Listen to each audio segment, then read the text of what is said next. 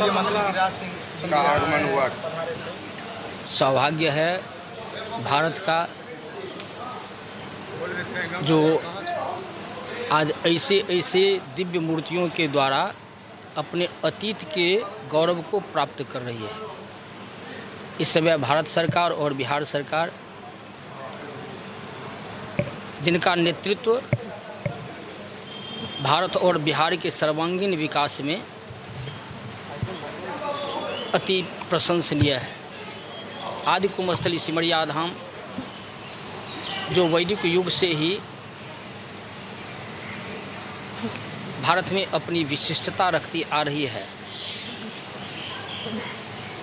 यहाँ के सर्वांगीण विकास में वर्तमान बिहार सरकार की अहम भूमिका है, जिनके कर कमलों से 2017 का महाकुंभ का उद्घाटन भी हुआ,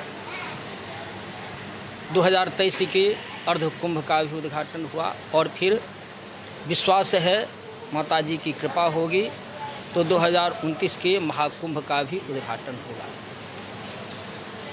2011 में अर्ध कुंभ लगा था और उसी समय से आदि कुंभस्थली सिमरिया धाम सिद्धाश्रम से यह निवेदन चल रहा है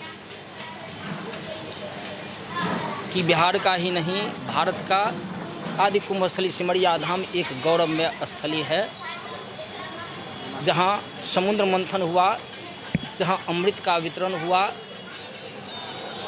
और जहाँ प्रत्येक वर्ष अभी भी पुनीत कार्तिक के महीना में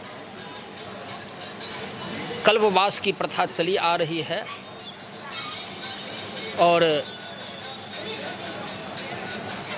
अगर यहाँ का वह अतीत अर्धकुंभ और महाकुंभ जागृत हो जाता है तो हमारे राष्ट्र हित के लिए ही नहीं विश्व ब्रह्मांड के कल्याण के लिए एक अहम भूमिका रखेगी, जिसमें सुशासन में यह पुनर्जागृत हुआ। और आज उसी राम जानकी घाट पर श्री राम रथ का शिलान्यास माननीय बिहार के उप मुख्यमंत्री श्री विजय कुमार सिन्हा जी के कर कमलों से हुआ। साथ ही साथ वेद विज्ञान अनुसंधान